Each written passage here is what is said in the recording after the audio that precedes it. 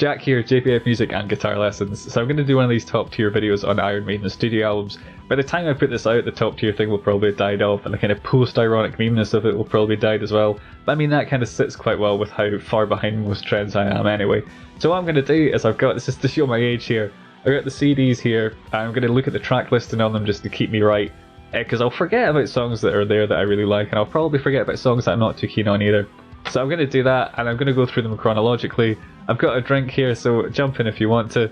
And you know what? It'd be really cool if you guys did some of these as well, because I've got some opinions about Iron Maiden albums that don't go with the grain, the general consensus. So just to forewarn you, this is my opinion, and I know some of them are somewhat objectively wrong, but let's just go for it. Right, so I'm going to put all the albums in the tiers, and then at the end I'm probably going to adjust them a little bit as well. So first up, the classic Iron Maiden. You know what, this is a great album. Like Prowler, Sanctuary, Remember Tomorrow, Running Free, Phantom of the Opera, that's a tune. Like, I've done a review on this album in depth, so if you want to check that out, it'll be a card up there. And riffs from it as well, so I'll link to that. You know what, I'm not too keen on Charlotte the Harlot, I think that's a bit of a filler, but other than that, this is actually really solid. It's quite dated though, see this is the thing, I'm slightly torn, because these are good songs, but they do feel like old rock songs. It feels very much like dad rock, and not that I'm against dad rock, but they do feel quite dated. I'm gonna put this in the A tier for now. See, this is a tricky one, because I think if I was alive when it came out, it'd probably be S, right? And I think for me, Iron Maiden have just always existed in my lifetime. It's just they've always been there pretty much. So for me, this is an A or B. It's a really good album though. So this is one I might adjust later, because they're really, and I really like Paul Di'Anno's voice as well. Okay, let's leave. A is a good rating. Let's leave it at A for now. So I'm going to consider that one done. So Killers. This is probably one of the slightly more controversial ones. I'm not a huge fan of this album. It feels like a second album to me. It feels like they used their best tunes for the first one, and then they had a few left over, like, oh, we've been playing Wrathchild for a few years, we can put that on this album. I mean, Killers is a tune, don't get me wrong, I think that's really good. I quite like Purgatory, it's a bit poppy, and there's something about Prodigal Son. The Adrian Smith solo, I really like that, and that kind of swings it for me a little bit. I mean, Twilight Zone and Drifter are kind of cool, but the Murders in the Rue Morgue I was never too convinced of. Ides of March, I love that. You know, I think it's a real shame that when they toured, they didn't actually play that live. They just did it, to the best of my knowledge, they just did it through the PA, because I think that is a cracking tune. Wrathchild is great. That's also the first Iron Maiden song I ever heard. This is back in the days when you had like Morpheus and Kazaa and Napster and stuff like that. So I think I spent like a day downloading Wrathchild. But I bought the album in the end, so it worked out for them. And I had a Stuck Mojo album. I don't know if anyone know that band. But in my naive youth, I wasn't too sure who'd written the song first. I mean, like now, looking back, and it's like, oh, you idiot, you idiot. This is not as good as the first album for me. I don't think it's a bad album, so B or C for me. But this is one I wouldn't really choose to listen to, so this is kind of a factor I'm taking into account here as well. Yeah, I think there's a bit too much it's a kind of blues pop rock vibe going on with this album. And although there is some really good stuff, and again, some really good vocals by Paul Di'Anno, yeah, I think B. It's not a bad album, but it's definitely not my favourite. And neither is Number of the Beast. So, again, I think this is a thing that if I was at the time, like alive at the time when this came out, and I was, you know, a big metalhead, I'd really appreciate this. But, like, for me, Hallowed Be Thy Name, try that again. Hallowed Be Thy Name, that really saved this album for me. I like that and Children of the Damned. I think those are good tunes. I'd happily listen to those. Number of the Beast I think is fun. I don't think it's necessarily like a great song, but it's a fun song nonetheless. Run to the Hills, I despise that tune for years. I enjoy the kind of campiness of it now. I'm not a massive fan. Invaders, I'm not too sure why that was an album opener. Maybe just because the kind of fast start, but never too taken by it. Children of the Damned, like I said, great song. The Prisoner is kind of cool.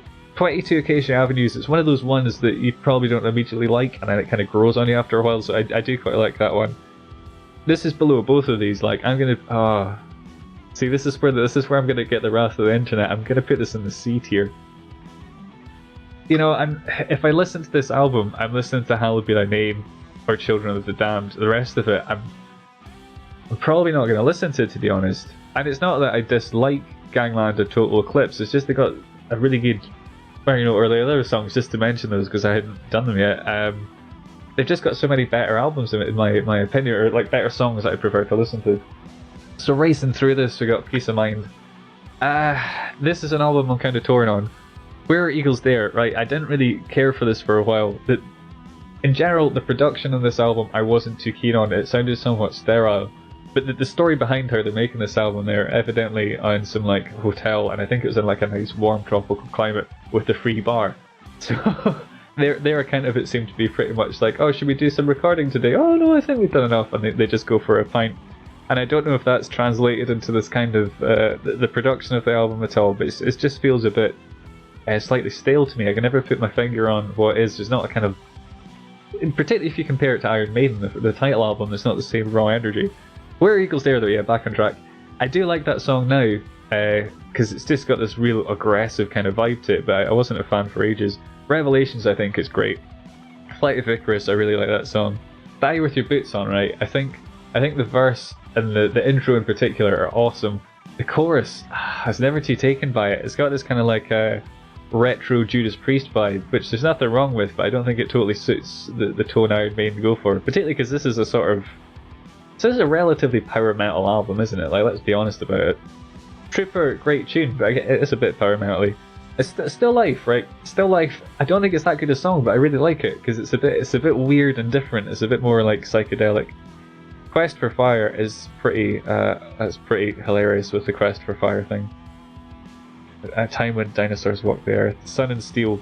That's just like power metal goodness, but I'm not a huge fan.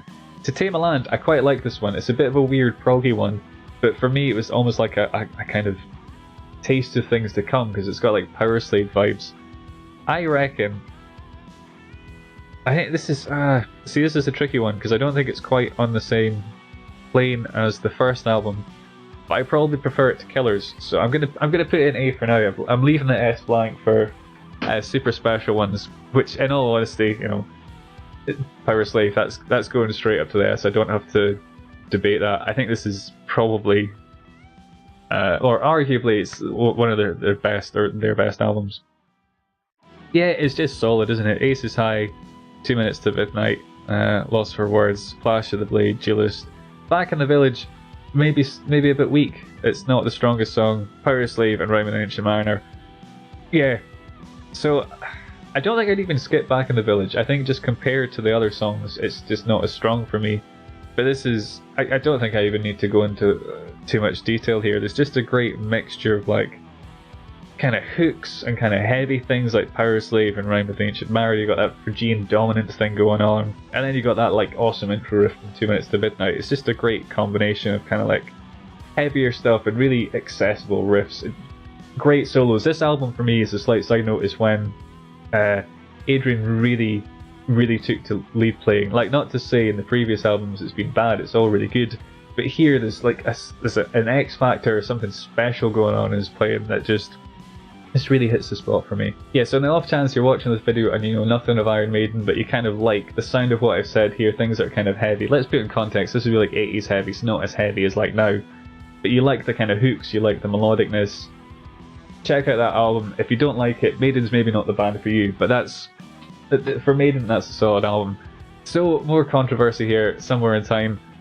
I'm not a fan. Like, I don't like this album. There's the synth guitars I just always found really off-putting. There's a real, like, Maiden are a bit of a cheesy band, they're quite campy, and I usually enjoy that. But this album, I just misses the mark for me. Caught Somewhere in Time, not really a fan. Wasted Years, like, I think that's a decent kind of like pop rock song. Sea of Madness, it's just that synthy guitar at the start of Sea of Madness. It's just like, whenever you listen to like a best of from a band, they always very noticeably have like an 80s phase, right? And the songwriting generally suffers in terms, the songwriting suffers in favour of kind of the modern production techniques or the production techniques of the time. It's like when you hear Jump by Van Halen, it's this really naff dated synth sound, and it's kind of fun because it's always come back to being cool again. At the time that was like, oh, this is cutting edge.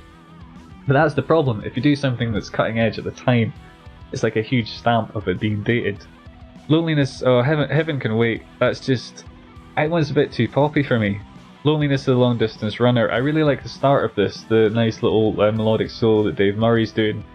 Rest of the song, again, not a fan. Stranger in a Strange Land, it doesn't really do anything for me. Deja Vu, I think is quite cool, but I think it really suffers from the production.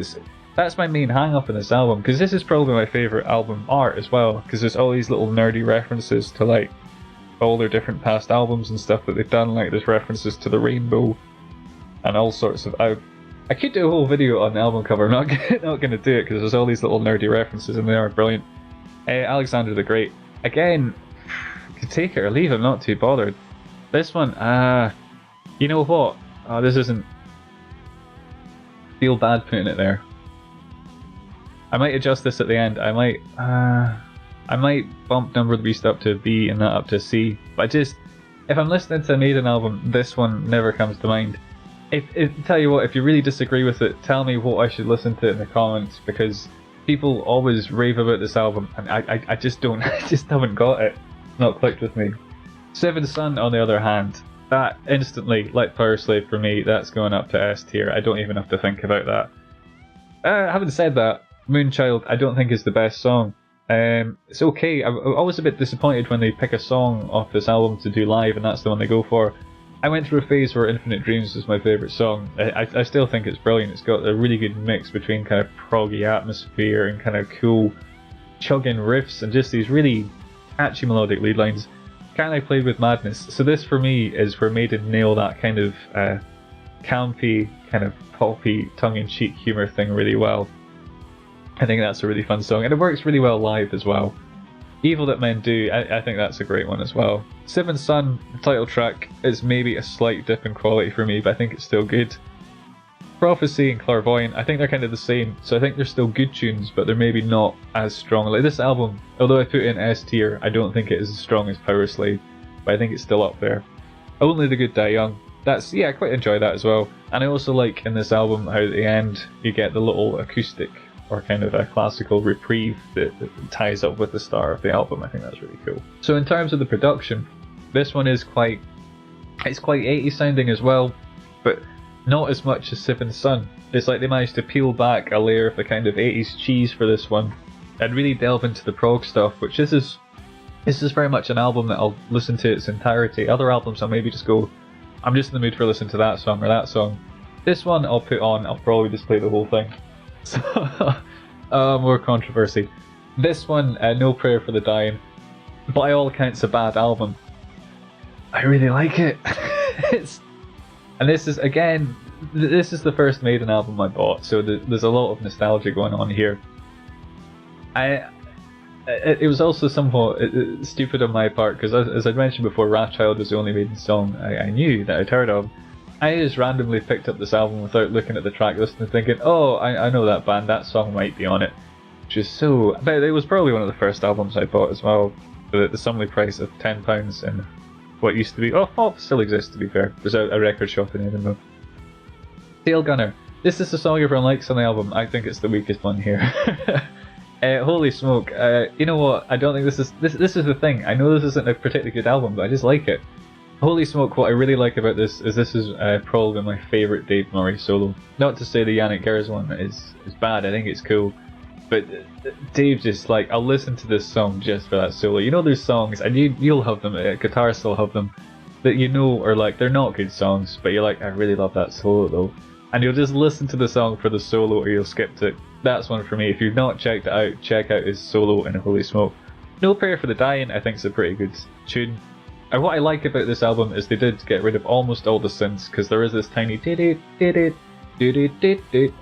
No Prayer for the Dying that pops up. But other than that, they've kind of gone for a more rock vibe, which I think was probably a lot due to Yannick as well, because he's got this real just energy about him, this raw rock and roll vibe. Public Enemy #1 is such a cheesy title. I think that's quite cool as well. I like that. Fate's Warning, yep. Assassin, I'll listen to that. Run Silent, Run Deep, maybe one of the weaker ones. I mean, it's a weak album, but Hooks and You, I quite like it. It's this kind of cheesy AC/DC vibe they got on. And I think what was their only #1 hit in the UK, Bring Your Daughter to the Slaughter. Now, I think the story goes that when Bruce was doing his solo stuff, he was supposed to write a song for one of the Nightmare on Elm Street films. This would be like Nightmare 4 or 5, so it's not like a particularly high profile one. And I think he'd got Yannick in to do session stuff. And Bruce was like, oh, I've got this thing, it's a bit like a bad AC/DC song. And I think he worked on it with Yannick, and it turned into this quite good, what is Bring Your Daughter to the Slaughter, which I think it's a corny title, but I think it's a fun song. Great solo by Yannick as well. And yeah, I think he played it to Steve Harris at some point, and Steve was like, no, it's not going on this film. This is going on an album. I like this one. So good shout from Harry there. And Mother Russia, you know what I like about that one is they kind of managed to capture, to some degree, like Russian folk music with that little riff they have. I get this is a weird one. Where do I put this? It's an A or a B. This is like a guilty pleasure one. I put it in B, but I might bump it up to A. Like that's an album that I would pick and just listen to all of it, but I know I'm listening to it for like nostalgic reasons rather than sort of quality ones. Fear of the Dark. I mean, I don't think this is a brilliant album, but I think there's some really good tunes on it. Be Quicker, Be Dead, I don't really like, but see that main riff, I think that's killer. The do do do do do. I think that's a great riff. From Here to Eternity, it's just kind of like a bit of a cheesy kind of pop rock song. It's like the cynic in me says the management or the label, because it's Rod Smallwood, so he seems like a pretty cool dude. Label's probably like, we want another #1 hit. Off you go and write it, and it feels like they came up with that one. Although having said that, that's one of these songs that I would listen to for the solos, because I do really like the Murray and Yannick solos in it, and particularly the way they complement each other. The fact, yeah. So that would be my takeaways. Oh no, there's another. Sorry, to go back here, there is another one in No Prayer for the Dying. It's a really good Murray solo. Which is it? It might be Public Enemy #1. If it's not, I'll put up some text. But that is another really, really good Murray solo. But to my ears anyway. So yeah, back to Fear of the Dark. Yeah, good solos on that one, but otherwise I'm not a fan. Afraid to Shoot Strangers, I think this is pretty cool. I used to like it more than I did now as a song. I think it's still a decent song. Fear is the Key. You know what, I wasn't too fussed on this, but this would be a couple of months ago. There was a big drive to some gig somewhere, and I had this album on. And it's got this really, for Maiden, a very unique chorus. It's just kind of using the toms, and it is quite powerful in a way. And although it's not a great song, but I still enjoy listening to it. Childhood End, you can take it or leave it. Wasting Love, I used to really like this one. I still think it's quite a good tune. As much of a ballad as it is, I still think it's quite good. A really nice melodic solo from Yannick as well, because the temptation would be to start to whittle a bit too much, and he just, for me, just nails it there. Fugitive, it's alright. I think there's a weird Murray solo where he plays some pretty interesting notes, but other than that I can't think of anything hugely noteworthy about it. Chains of Misery I think is quite cool.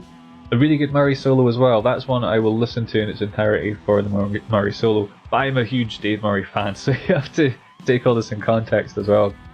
Apparition, honestly, I can't totally think about what that song goes like off the top of my head, so I think that's saying something considering how much I've listened to this. Judas Be My Guide. Brilliant song, massively underrated. Brilliant Murray leads as well. And I'm not just saying that of the Dave Murray fanboyness, I think that is genuinely a good song. I think it's really underrated. That is one I would love to see live, Judas Be My Guide. Weekend Warrior, this is a pretty weak one for me. Fear of the Dark, brilliant tune. So this album for me, this is probably a B. Like this is one where I'm gonna have to move No Prayer up to A, because I will just listen to that album in its entirety. Yeah, I'm probably gonna put it there. This one, there's some songs on it I really like, but there's a lot that I'm not too bothered about, and I would just kind of skip through them. But yeah, okay, I'm gonna have to adjust all this at the end anyway. Right, we get into the dark days of Iron Maiden. X Factor. So, you know what? Full disclosure, I do actually like this album. I'm putting it B. And again, this is similar to No Prayer for the Dying. Like, objectively, I don't think it's a particularly good album. The production isn't very good, and it's very like dark and intense. But this is one of these ones that, for whatever reason, I spent a lot of time listening to. And I had my old hi-fi that I used to listen to it through. They used to have these like green, I don't know if it would even be an LCD screen, but just like this little green screen that you'd have the kind of black digital numbers on. And there's something about that kind of eerie light coming from the corner of your room with the kind of darkness of this album, because I think they were all having a pretty hard time of it when they wrote this, and it really comes across in the music. It's a very like introspective downer album, and there's something about the visual of this green light for my hi-fi, because I used to listen to it a lot when I was going to sleep and have it on quite quietly as well, and there's something about the combination that just I just kind of enjoyed, just resonated with me. If it'd been a different light, or there'd been no light for my hi-fi, I might not like this album, so it can be something as stupid as that. So, and that's the thing as well, so I say it's not a great album, but like Sign of the Cross and Lord of the Flies, live versions that Bruce does with them on Rock and Rio and Death on the Road, they're killer. They're brilliant. So I feel on this one that there probably are good songs in there, but they needed to be produced and performed in a slightly different way. Man on the Edge, Fortunes of War, Fortunes of War, Fortunes of War, no pain anymore. That's a complaint I have about the Blaze Bayley stuff, to be a lot of repetition of the same lines, which maybe wasn't his fault. I just don't think he was a great fit for the band. Although he did introduce some interesting kind of drum patterns. I'm guessing it was him, because that's the only time these have really popped up where Nico's kind of gone for more tom kind of tribally stuff. Look for the truth, aftermath, judgment of peasants. Blood on the World. Blood on the World's Hands, I quite like that one. I think that could be live with Bruce. I think that could be a really quite a good tune. But this is Edge of Darkness Studio. Yeah, this is one that I would. In fact, did they not do one on the last tour off of this album? It was a different. I can't remember. Leave in the comments if you had. So I'd listen to this in its entirety and I'd enjoy it. Again, I know that's maybe more from just listening to it too much than anything else. Virtual Eleven, on the other hand, I really didn't give this as much time. This is see that this is gonna have to go to D. I don't think it's quite a D, but just considering I know it's not on par with Number of the Beast, like I'm aware of that. Future Real, Angel and the Gambler. Oh, you know what, Klansman. I think that's a good tune, but again, this is because I think I'd enjoy those two albums more if they did them with Bruce and did them live, and they just did like, these are what these albums were, this is how it sounds live with 3 guitars and Bruce. I think I'd appreciate these a lot more, and maybe if they reworked them a tiny bit. Two Worlds Collide, Educated Fool, Don't Look in the Eyes of a Stranger, Como Estas Amigos. Yeah, I could give it more time, I could maybe get into it more. If there's things on that album you think I should check out that I'm missing, let me know, but I think I'm more or less on board with the Iron Maiden community for that one. Brave New World, I'm not going to question this one. This is straight to S rank. I suppose this is good, because the ones that I think are S rank, I'm going like straight there. This is very possibly my favourite Maiden album, to be honest with you. The interesting thing about Maiden is I think I got into them just around the time they'd split up, but because the internet wasn't as much as it is now, if that makes sense, I didn't know they'd split up. So when they released this album where they'd gotten back together, it's completely gone by me. I just assumed they were still a band. So it was this kind of double thing of, oh, they had split up and I didn't know that, but oh, they've released a new album and it's got 3 guitarists in it. Ooh. And they've got the old singer back, which I don't think at that time I knew that he'd left. Brilliant album. Wicker Man is pretty poppy, but I think it's a great album opener, that kind of chugging guitar at the start. Ghost of the Navigator, I think also the pacing of this album is really good, because Ghost of the Navigator goes a bit kind of heavier and a bit kind of darker. Brave New World and Blood Brothers were kind of taking things down a bit without being too ballady, so it's not losing that energy, it's keeping the momentum going. I think that is a huge factor in albums as well, is the kind of pacing. It's like a film. If there's a bit of it that's too stagnant, or if it's too in your face all the time, it gets really, like, can get dull. I mean, like John Wick films, like, there's not a dull moment in those and it works, it just works. Mercenary, I think that's a really great tune. Dream of Mirrors, that's probably my least favourite on here, but I still think it's an alright tune. Fallen Angel, I really quite like that. I think there's some cool ideas. Nomad was a tune I really didn't like for a while, because I think I found it a bit too long and overly simplistic. But it kind of grew on me, and I kind of like that fact that they've just gone, here's our basic idea, and what the 7 or 8 minutes we're just going to more or less use that idea to go for it. Out of the Silent Planet, I think that's a great tune. Fantastic chorus in that as well. And the same with Thin Line Between Love and Hate. Great chorus and a great... The bridge and the outro I think is just brilliant. It always reminded me of Wonderwall by Oasis, but it just really triumphant. Brilliant album. Again, if you've not listened to Maiden before and you're kind of interested, I would definitely check out that album. I think it's incredibly solid. And I also think Dance to Death is a good album as well. Wildest Dreams, it felt like they're trying to do a Wicker Man Part 2 and it didn't quite come off for me. The Wildest Dreams from the solo onward I really like. I think that's like a top 10 out of 10 type song. The rest of it I'm not too fussed by. Rainmaker on the other hand, that's one of my favourite songs. I think that one was written by Dave Murray and again has a Dave Murray solo in it. So my Dave Murray biases maybe colouring my opinion somewhat here. No More Lies is kind of fairly simple, but I think a really powerful chorus, and like live that's just going to sound brilliant.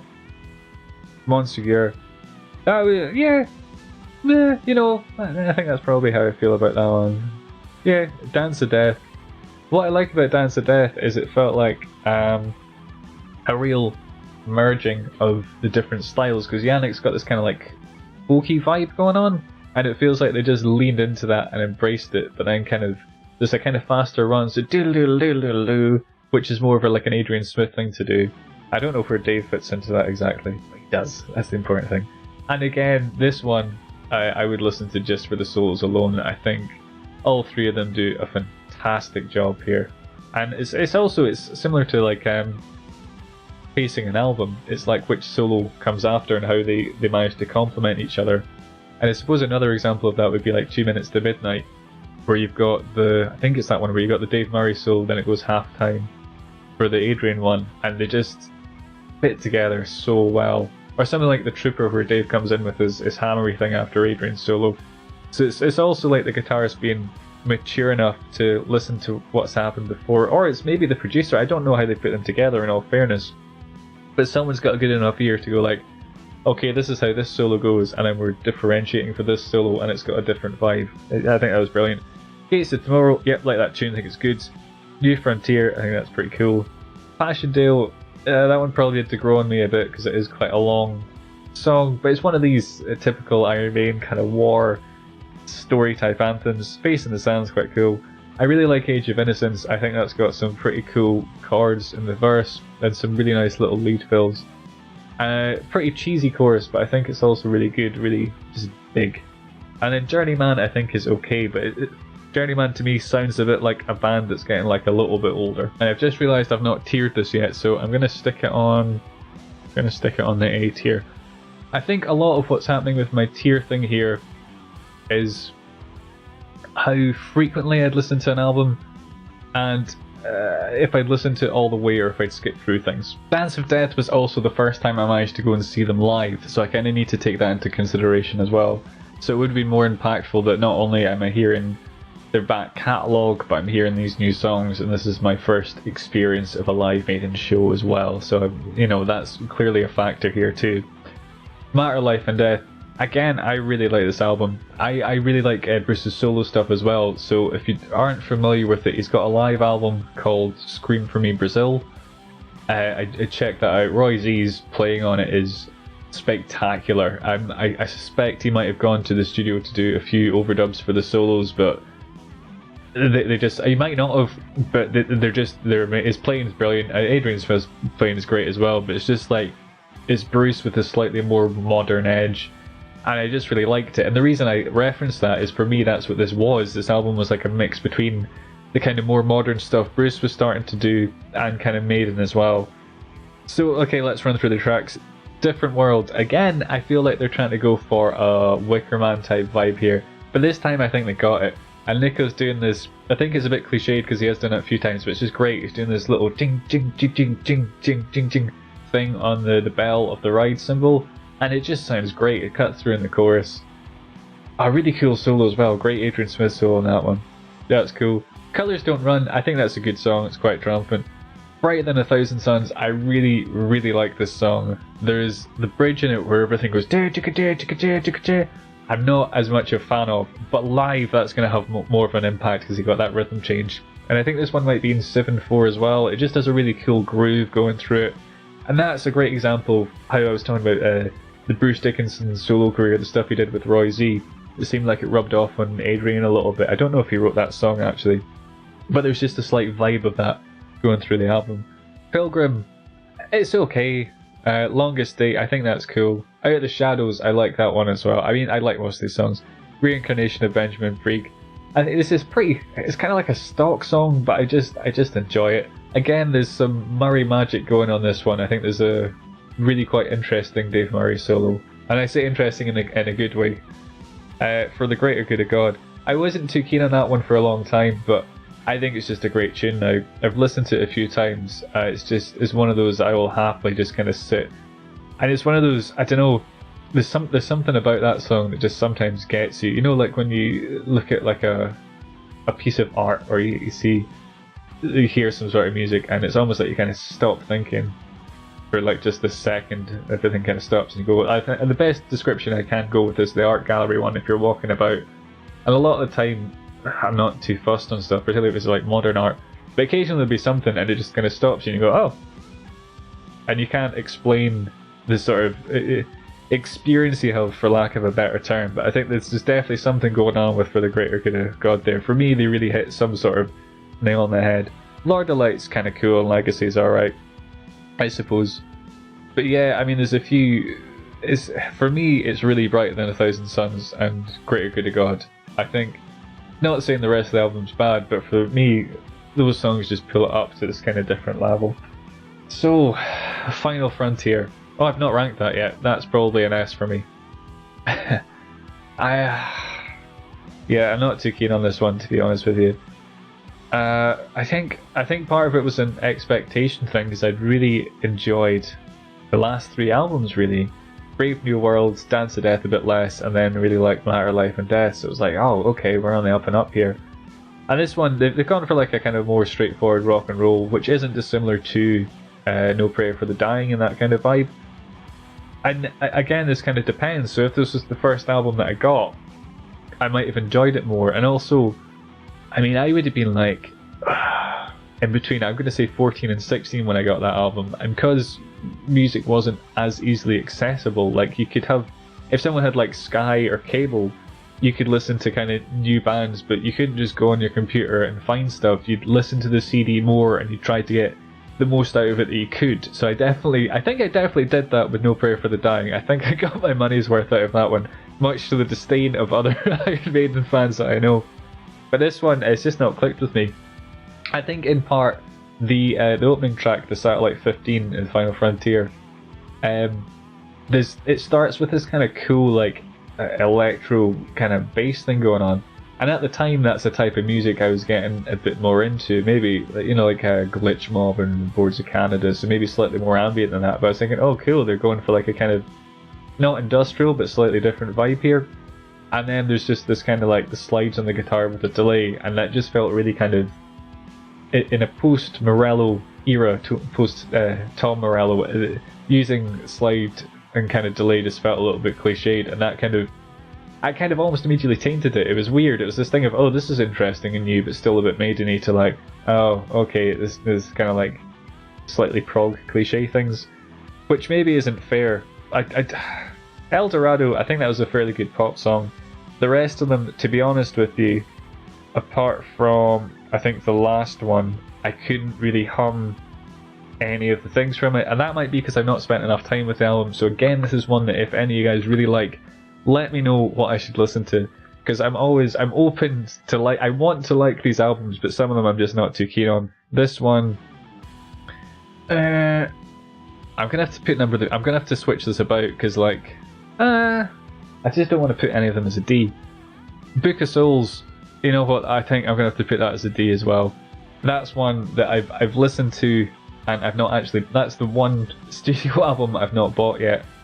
I thought the weird thing is I was looking at when it was released earlier for this, and it was like 5 years ago or 4 years ago or something mad like that. And to me, this is still like a modern album. But again, you know what? This is maybe. I've listened to it a couple of times, and I feel it could have like an X Factor or No Prayer for the Dying type vibe for me, where the more I listen to it, the more I get into it. But that intro, oh, for the first song, that just put me right off. It was this, it just sounded like this really naff synthesized trumpet, and I was like, because I think there was leaks of it that were in really weird quality. They're really low quality, and they'd been like sped up or slowed down. And I thought, oh, maybe this is like some weird troll where someone has just uploaded a kind of thing saying it's Iron Maiden to get like views or hits or whatever. And yeah, that I think again that kind of instantly put me off. And maybe I'm being a bit unfair to the album, but what I like about the Maiden prog stuff, like the album I put up there, really, The Seventh Son, is that there's lots of different ideas, but they all flow into each other, which is a huge thing for me. I really don't like when bands, they're doing a song and they just take a U-turn and go in a different direction. I like it now and again, but I think you need to earn it. I think if every song is just kind of sporadic, we're doing this riff, oh, this riff here, it doesn't have any cohesion for me, it doesn't flow. And what I really like about, I suppose those main albums I've put up there, Powerslave's the best example of it, but the songs are really quite cohesive on those albums. They feel like a sort of journey, for lack of a better expression. And I think with Seventh Son, for me, they really nailed that. Like, most of the time, things flow into each other pretty well without it being too dull. There's enough new ideas coming in, but those ideas aren't so abstract from the previous idea that it feels forced. And with Book of Souls, it felt to me like there weren't quite enough ideas. It felt like a bit kind of too stock. And again, if there's things I should check out of that album, let me know, because again, it's Maiden. I want to like all the stuff they put out, but you know, you're always going to prefer some to others, I suppose. Alright, so I've put everything down here. I'm going to review it all and make potentially necessary adjustments. Powerslave S rank, that's fine. Seventh Son S rank. Brave New World S rank. Matter of Life and Death S rank. Those are top tier for me. No qualms with that. I think Iron Maiden is an A. Peace of Mind, I potentially put down on B. No Prayer for the Dying, I know it's not an A, but it is to me. Then Dance of Death, I think that's about right for me. Killers, I'd maybe pop down on the C. But that's the thing, when I was going through this is why I had the albums here, so I could look at the track listing, because there are, as an album, I don't particularly like it, but there are songs and there are riffs and there are ideas in it I really like, so I think that's the right place for it to be for me. And I think the same for Fear of the Dark. X Factor, if there was, you know, if I could put it in between, if I could put it like A plus, A minus or B plus, I'd put it there. But again, that's a very kind of unique thing, I suppose, for myself, because I know objectively it's not a particularly great album. Number of the Beast, yeah, it's C for me. I mean, Hallowed Be Thy Name is an S song. That's like one of the best tunes in my opinion. I think it's a fantastic piece of writing. So solemn and kind of heavy and just brilliant. And no chorus.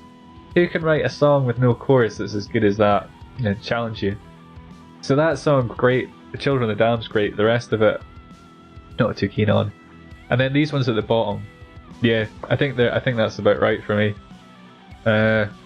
So see those ones in the D. If you're shouting at your computer about how much of an idiot I am and how I don't appreciate the songs, tell me why I should appreciate these albums and the songs on the albums, because I want to know. I want to know what the big deal with them is. So cheers if you stuck around this long. I went on a bit longer than I probably intended to there, but I've listened to Iron Maiden for years. I'm a big Maiden fan. Despite putting those 4 albums down there, I really like their stuff. It would be really cool, as I said earlier, if you guys are into these kind of naff tier things, if you do your own, fire the link down there, let's get a conversation going on, and let's, I don't know, try and find some general consensus or give each other pointers and things to look out for the albums that we're not too keen on. This isn't the type of content I'm going to put out with any sort of regularity, so if you've enjoyed this, if you subscribe, you're probably going to get mainly guitar lessons, just to forewarn you there. And if you're here for the guitar lessons, don't worry, this is more or less of a one-off. Yeah, so I can't visualize exactly where my floating head is going to be on the screen just now, so I'm going to pop up some other videos and my little subscribe thing down there. If you want to click on any of that and support the channel, that would be great. I've really enjoyed this. I don't know about you, but cheers guys.